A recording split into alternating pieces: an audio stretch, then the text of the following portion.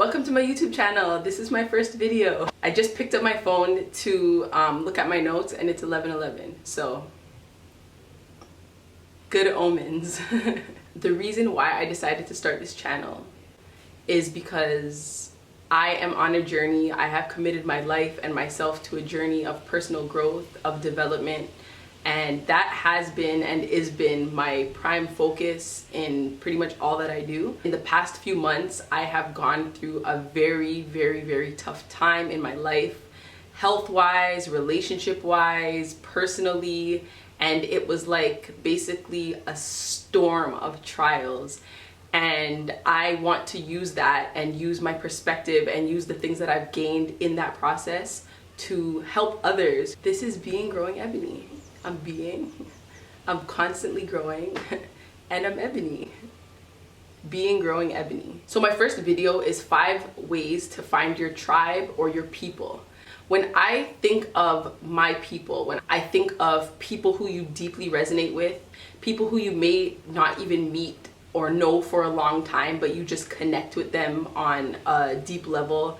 They understand you, they don't judge you, you don't feel anxious around them, you don't feel like it's work to be around these people. And I myself definitely grew up in a way where I always felt like the black sheep. I felt like the weird one. I felt like the one who thought things and experienced things that like nobody around me really understood. So a large part of my life, I have felt this deep sense of being alone by myself in the world. But in the past maybe year or two, that has completely changed for me. My perspective has changed on it, one, and I've had the luxury, the blessing of actually meeting people who I found were my people. Definitely 100%. Without further ado, this is 5 ways to find your people or your tribe. So number 1 is find yourself. On this journey in life, we are influenced by outer messaging, we are influenced by our family, our culture, all of those things. Though they have good aspects to them, it's not always the greatest influence on who we are as ourselves, by ourselves. Like if you were alone, naked, with no clothing, nobody to impress, and you were out in the wilderness, who would you be? That's a question that we have to ask ourselves. Who are we? Because when we learn to understand ourselves, when we learn to love ourselves, naturally the energy that we exude will bring to us people who are like us. Like attracts like. It's difficult to expect others to accept us as we are if we ourselves don't accept ourselves as we are. Number 2, be authentic. What we like, knowing what we gravitate towards, knowing what we're interested in, that's one thing. Being authentic is being unapologetic about who we are, being unapologetic about the things that we like, the things that we don't like, the things that we're into, the gifts and talents that we might have, the experiences that we might have. Once we figure out what makes us unique, what we like, what we don't like, and we walk in that unapologetically, naturally we are going to attract those who also like those things. So if we're into crystals and we are at a crystal shop because we're being unapologetic in our truth, then we are more likely to find other people who are into crystals. If we are into working out, but we go to the bar, we're most likely not going to find other people who are into working out or health or those kinds of things. I'm just saying we have to be authentic about who we are, what we like, what we believe in, and naturally we will be in the same circles and environments as the people who believe those things as well. Number 3 is have goals, have a mission in life. You know, sometimes it takes time to find our purpose. It takes time to find what truly sets our heart and soul on fire.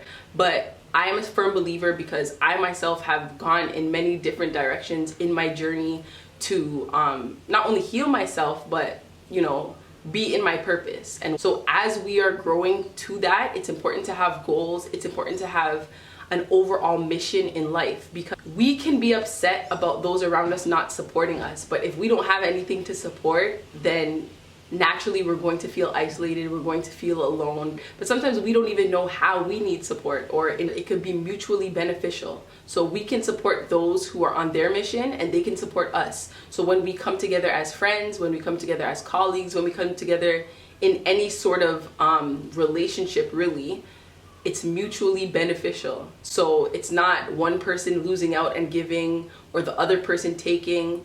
It's I scratch your back, you scratch mine. And vice versa, you can be happy and supportive of my goals and my dreams and what I endeavor to do. Number 4, be open. I am a strong believer that you can learn from anybody or anything. You can learn from a vagrant on the side of the street. You can learn from a rich person. You can learn from a little baby child. You can learn from the earth. You can learn from the ocean. You can learn from gardening. You can, if you're open, there are so many lessons out there for us in life, in experience, in people.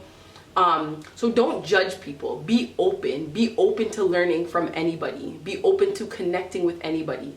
Even if it's on the smallest level, just saying hi, sharing a smile. Never judge a book by its cover. I can for surely say from experience, especially as a mother of 4, I learned so much from my children. And sometimes it's not even them trying to teach me something. It's just by observation. Even people doing bad things, quote unquote bad things, people being mean, or even things that go wrong. We learn from anything. So keep an open mind and be open to sharing space and sharing experiences and sharing energy with other people, because you never know who might be your people that don't on the surface level look like your people, and they could be the most loving, kind, supportive. Number 5 is to do your best. If you are committed to a journey of healing, of growth, of dealing with your traumas, do your best at that, because then we can come to relationships as our whole selves. Not to say that we have to be perfect, but if we come together on that mutual ground of you're doing your best wherever you're at and I'm doing wherever I'm at, even if something is a disagreement or something doesn't work well, we can at least come together and honestly say, you know, this is where I am. I respect you. You respect me, and we can get over it. So we can basically deal with the bumps and the roadblocks that come our way. If we are, for example, if we are very insecure because of our past traumas, right? And we get into a relationship with somebody, friendship, whatever it may be, we get in a relationship with somebody, but we're very insecure and we're thinking the person's judging us and like that. If we can be open, right? And first of all, open with ourselves and recognize when we are feeling those feelings, right? And be honest with them. We have a better chance of, one, using our vulnerability to connect with others, because it's a great way to connect by, you know, sharing ourselves and being open and being vulnerable and being transparent. But if we just hold that inside and every time we're around this person we feel insecure or we feel like we're being judged, then it's like we kind of stay stuck in that. We stay in a state of victimhood. We stay out of being empowered in that relationship. We can be genuine in our relationships. Even if we are insecure, the other person knows, okay, this is an insecurity of mine. I don't like you doing this. Okay, so now I know that I'm not going to do this, right? Or I'm not going to do that. When we're open, we can understand ourselves, we can understand others. We're not necessarily healed, which I personally don't believe we're ever like fully, completely healed. But if we're on that journey of healing and we're open to sharing with others, we're open to being vulnerable. We're open to being vulnerable, we can correct as we go along. And we can build meaningful, strong relationships, because people relate to us, we relate to people, and we're comfortable in who we are. We know who we are, we're being authentic. So even when things go wrong, they're never really going wrong because we work them out. And when we work them out, we grow and we learn. There's a saying that goes something like, we're always connected, but sometimes we pass. So I think that's a good way of looking at it, because as beings, as spiritual beings, we are always connected. We are connected. We are connected to source. We are connected to each other.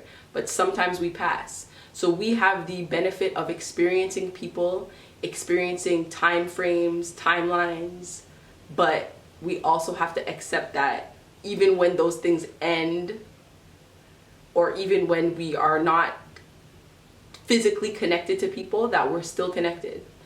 And I just want to shout out all my people, my tribe. I feel like are my tribe, my people are home for me. Shout out.